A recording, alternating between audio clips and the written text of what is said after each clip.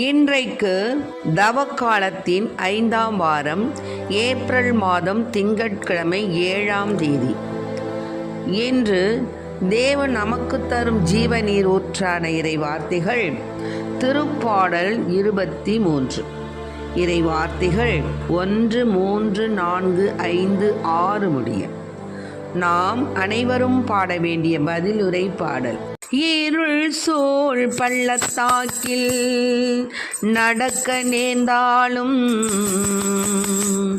நான் எதற்கும் அஞ்சிடேன். இருள் சூழ் பள்ளத்தாக்கில் நடக்க நேர்ந்தாலும் நான் எதற்கும் அஞ்சிடேன். ஆண்டவரே என் நாயர், எனக்கேதும் குறையில்லை. அவர் எனக்கு புத்துயிர் அளிப்பார். தம் பெயர்க்கேற்ப என்னை நீதி வழி நடத்திடுவார்.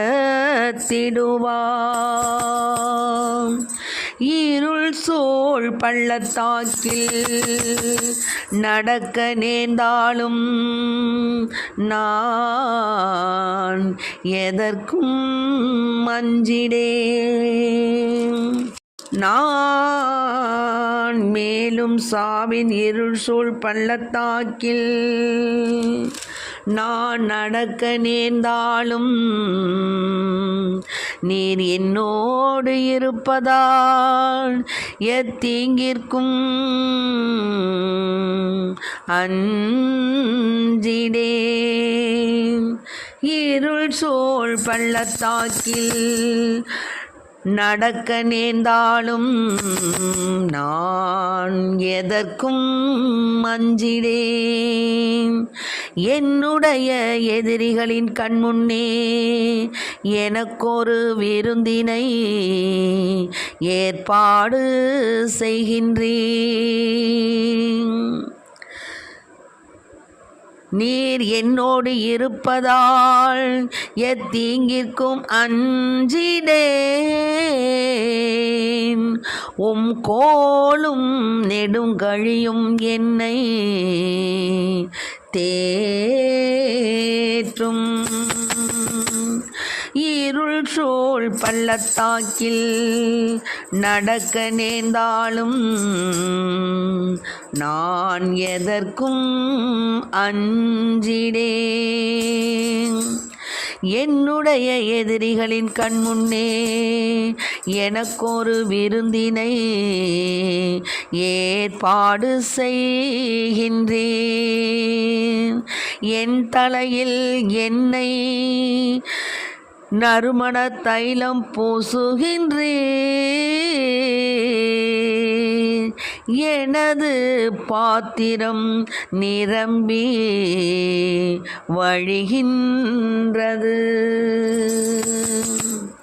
இருள் சூழ் பள்ளத்தாக்கில் நடக்க நேர்ந்தாலும் நான் எதற்கும் அஞ்சிடேன். உண்மையாகவே என் வாழ்நாளெல்லாம் உம் அருள் நலமும் பேரன்பும் என்னை புடை சூழ்ந்து வரும். நானும் ஆண்டவரின் இல்லத்தில் நெடுநாள் வாழ்ந்திருப்பேன். உண்மையாகவே என் வாழ்நாளெல்லாம் உம் அருள் நலமும் பேரன்பும் என்னை புடை சூழ்ந்து வரும். நானும் ஆண்டவரின் இல்லத்தில் நெடுநாள் வாழ்ந்திருப்பேன். இருள் சூழ் பள்ளத்தாக்கில் நடக்க நேர்ந்தாலும் நான் எதற்கும் அஞ்சிடேன். இருள் சூழ் பள்ளத்தாக்கில் நடக்க நேர்ந்தாலும் நான் எதற்கும் அஞ்சிடேன்.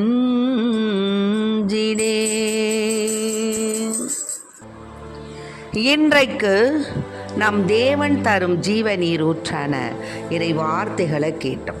அதாவது இருள் சூழ்ந்த பள்ளத்தாக்கில் நம்ம நடக்க நேர்ந்தா கூட நமக்கு என்ன கிடையாது, நம்மளுக்கு பயம் கிடையாது.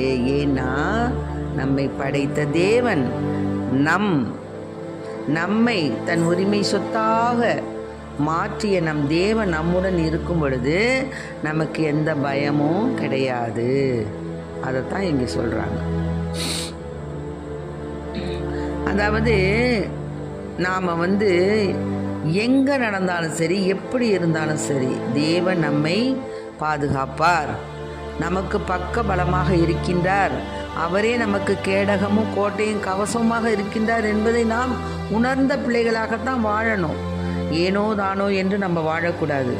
நாம் எதை இழந்தாலும் ஆண்டவரை நம்ம இழக்கக்கூடாது. கர்த்தர் எனக்காக எல்லாவற்றையும் செய்வார் என்ற அந்த ஆசீர்வாதமான எண்ணம் உடையவர்களாய் நம்ம வாழணும். அதனால தான் இங்கே சொல்லப்பட்டுள்ளது 23வது திருப்பாடலில், ஆண்டவரே என் ஆயர், எனக்கேதும் குறையில்லை. ஆண்டவரே நமக்கு ஆயன். ஒரு ஆயன் இருக்கிறான்னு வச்சுக்கோங்களேன். அவன் தன்னுடைய ஆடு மாடுகளை ஓட்டிக்கிட்டு போகும்போது அது எங்கே போனாலும் என்ன செய்ய மாட்டான், அதை விட்டுற மாட்டான். உடனே ஓடி போய் அது பள்ளத்தாக்கில் வேறு பக்கத்தில் போய் இறங்கினாலும் உடனே என்ன செய்வான், அதனை காப்பாற்றுவான். அதுதான் அவனுடைய ஒரு குறிக்கோளாக இருக்கும். ஏன்னா நமக்கு கீழே உள்ள நம்மளுடைய மந்தைகளை காப்பது நமது கடமை அப்படிங்கிறத அவன் உணர்ந்திருக்கிறான். அப்படி ஆயன் தன் ஆடுகளை அவன் காப்பாற்றும் பொழுது நம்மை படைத்த தேவன் நம்மை காப்பாற்றாமல் இருப்பாரா? அதை ஒரு நேரம் சிந்திக்கணும். ஆனால் நம்ம நிறைய நேரம் அதை பற்றிலாம் சிந்திக்க மாட்டேங்கிறோம். துன்பம் வந்த உடனேயே புலம்புறோம், தவிக்கிறோம். ஐயோ அப்படி நம்மளுக்கு ஆயிடுச்சே, இப்படி ஆயிடுச்சே, இப்படி நம்ம நெருக்கதியாக நிற்கிறோமே அப்படின்னு சொல்லி நம்ம புலம்ப ஆரம்பிச்சிடும். புலம்ப தேவையே இல்லைப்பா. ஏன்னா ஆண்டவர் நம்ம ஆயனாக இருக்கிறாரு, நமக்கு எந்த குறையும் இருக்காது அப்படிங்கிறத நாம் திண்ணமாக மனசில் நினச்சிக்கணும். அதனால தான் சூசன்னா என்ன பண்ணா, அவளை சாவுக்கு தீர்விடுற மாதிரி அந்த நீதிபதிகளே, அதாவது 2 முதியோர்களே என்ன செய்கிறாங்க, அவன் மேலே ஆசைப்பட்டு அவளை தண்டனை தீர்ப்புக்கு ஆளாக்குறாங்க, குற்றம் சாட்டுறாங்க. ஆனால் அவன் என்ன செய்கிறா, கதறி அழுறா. சுசன்னா உரத்த கொள்ள, என்றுமுள்ள இறைவா, மறைவானவற்றை நீர் அறிகிறீர், நிகழும் முன்பே எல்லாம் உமக்கு தெரியும். இவங்க எனக்கு எதிராக பொய் சான்று சொல்லியிருக்கிறாங்க அப்படிங்கிறது உங்களுக்கு தெரியும். இவர்கள் என் மீது காட்டிய குற்றம் எதுவும் நான் செய்யலை, ஆனாலும் நான் சாக வேண்டியிருக்கிறதே என்று சூசன்னா கூக்குரலிட்டார். ஆனால் கடைசியில் சூசன்னாவை தானியேல் என்ன செஞ்சார், அவரை இவங்க இருவரும் வீணாக பழி சுமத்துறாங்க அப்படிங்கிறத உணர்ந்து அவர் என்ன செய்கிறாரு, அந்த சூசன்னாவை அந்த இருவரிடமிருந்து காப்பாற்றுகிறார்.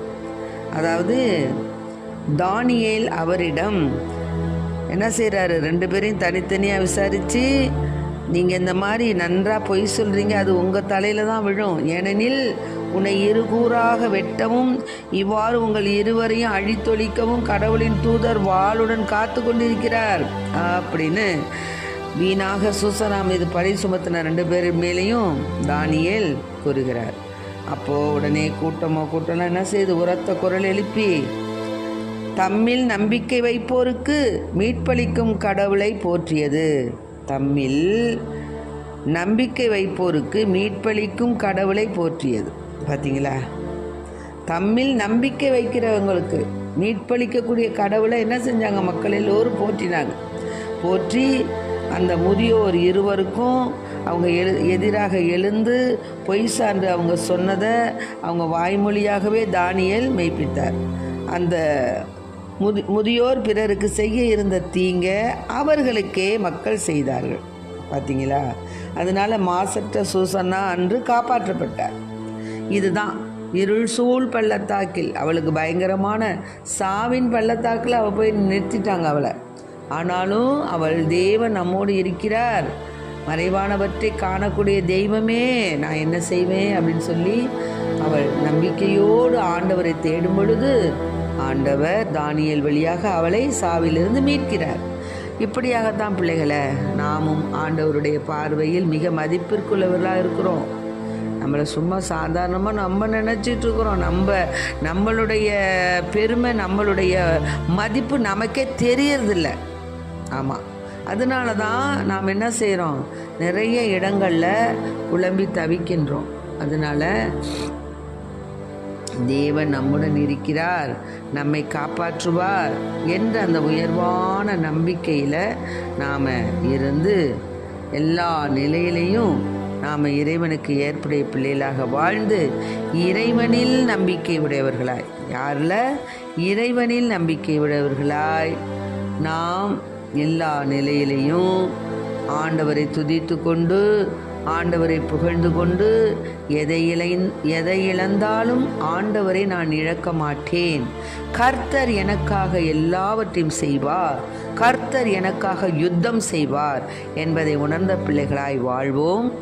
ஆண்டவரில் மகிழ்வோம், ஆண்டவரின் நம்பிக்கை கொள்வோம். ஆமென். Praise the lord. மரியே வாழ்க.